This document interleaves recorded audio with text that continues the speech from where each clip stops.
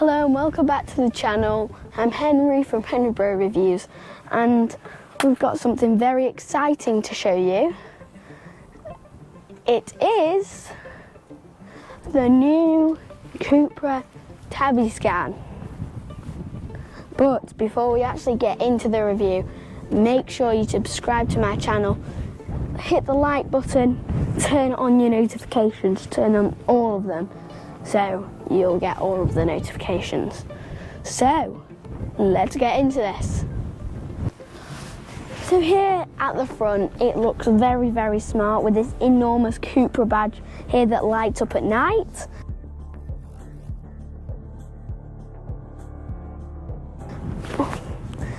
Then you also have, if you don't know what that badge means, it says Cupra there with the Cupra copper as well. It's got, even just here, because it's electric, it doesn't have a grille, so it has this nice detail going along here. And also, we've got some bonnet scoops, which are just, they're not massive detail, but they do make it look really nice. These lights though, when you unlock the car, they do like a special dance. We'll show you that at night.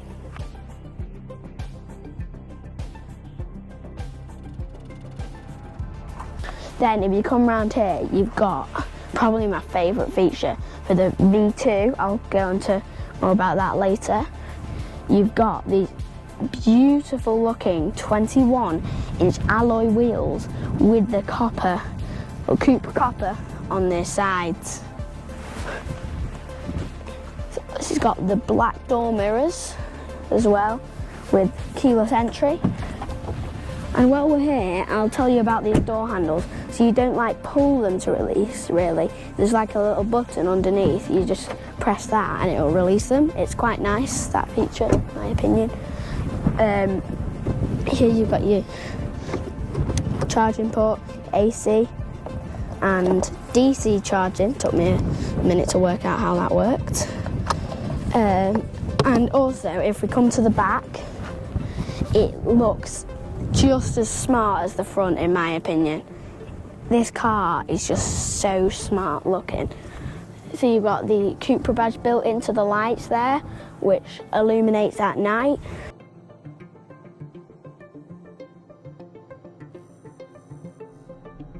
You've also got Cupra on the back.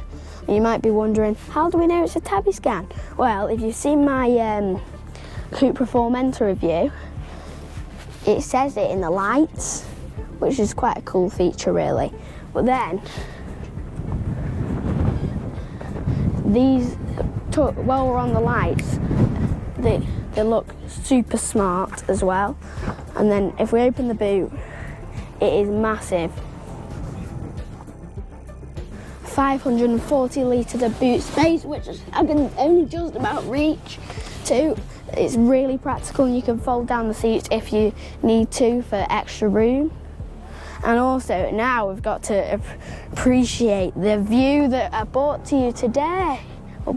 So we've got Macclesfield there. Back there you might just be able to see Drodgell Bank. Then we've got Titherington there, which is where we do most of our reviews because it's where we live. Bollington, down there, and right back there. So that there is, I think, Poynton.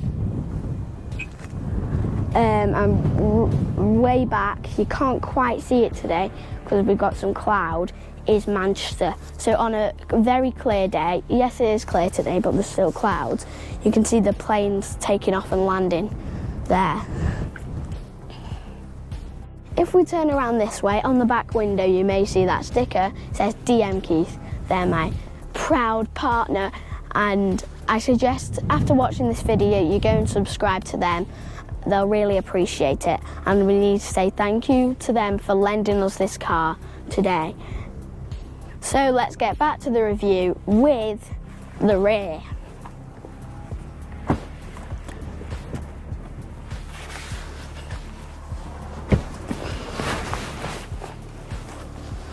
So I would say the first thing you notice when you get in here is how comfortable the seats are back here. They've got this, you might think this is black, but when you see it in the sunlight, this is actually blue. It's got this nice, once again, like copper effect on the seats, and it's also got the ambient lighting with that nice effect again, the copper door handles. And if we have a look on the armrest, you've got armrest with cup holders, also like navy blue. You can rest your arm in it, but it's not the best design because sometimes you might end up having your arm in the cup holder, but it's still good. But one thing, these cars do not come with floor mats when they get delivered. I don't know why they do that, but I mean, it is what it is. But what really sets it off in here is the panoramic glass roof, which you only get with the V2. It comes as standard, the V2 model.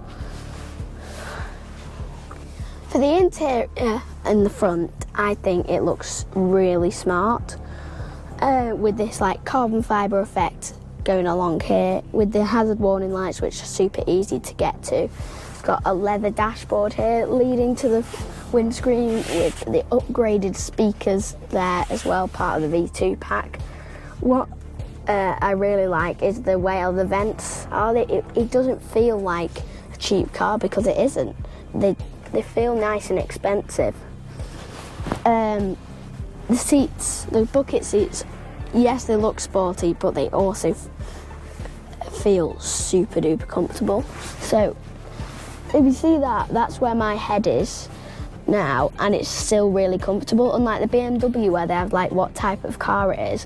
When my head's there, it's not comfortable, so I end up having to go like that, which is not the most comfortable way to sit. On the steering wheel, my dad's only complaint is it looks really busy, and he's been driving along and accidentally like turning up the volume, turning stuff on and off by accident because these are touch sensitive.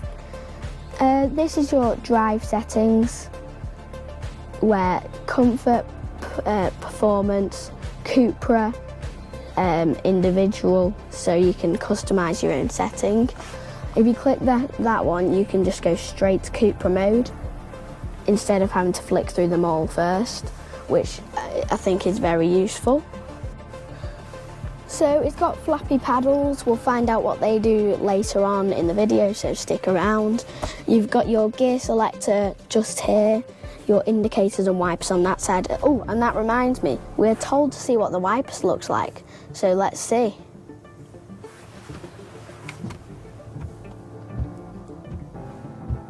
They look very small, but they're wiping the entire windscreen.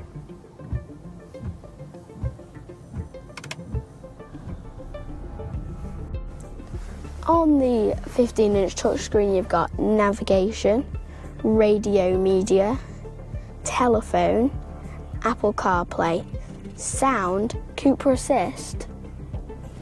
Oh, so it's basically like an Alexa.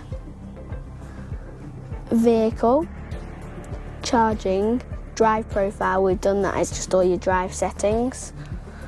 Lighting, oh, you can change the ambient lighting.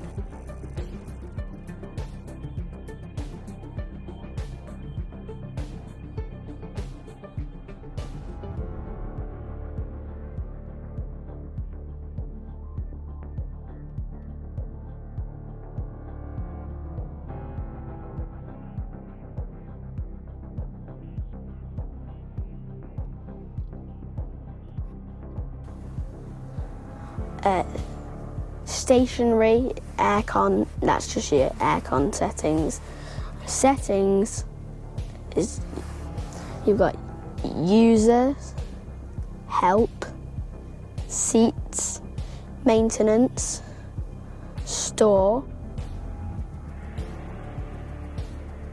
Store is you can add apps to the car.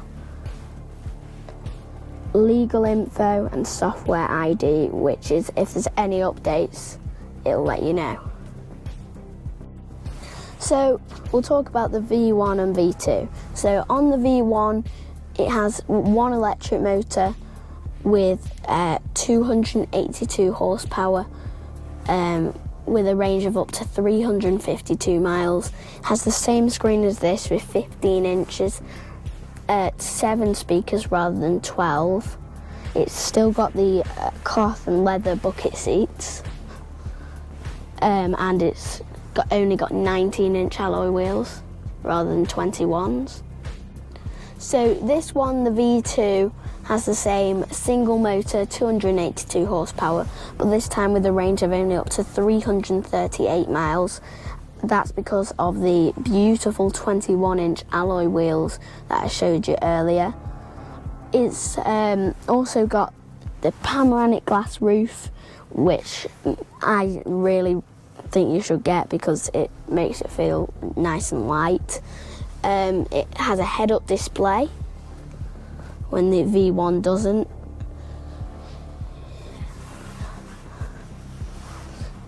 And it has memory driver and passenger heated and memory seats. And top view camera.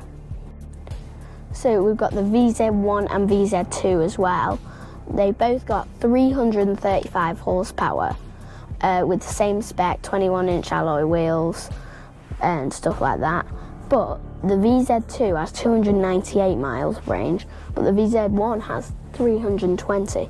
If anyone knows why that is, can you let me know down in the comment section? I'd really appreciate it. Let's take this for a drive now. Let's go.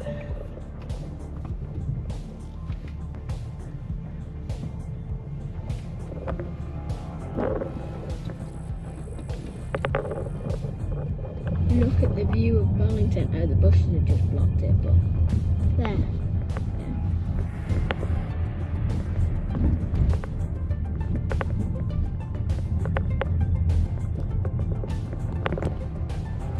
The good thing about this thing being electric is it will not scare horses off.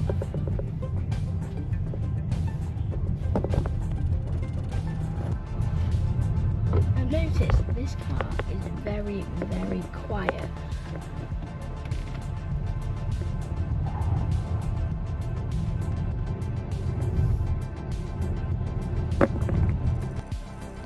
Thanks for watching this video on the new Cupra Tavascan.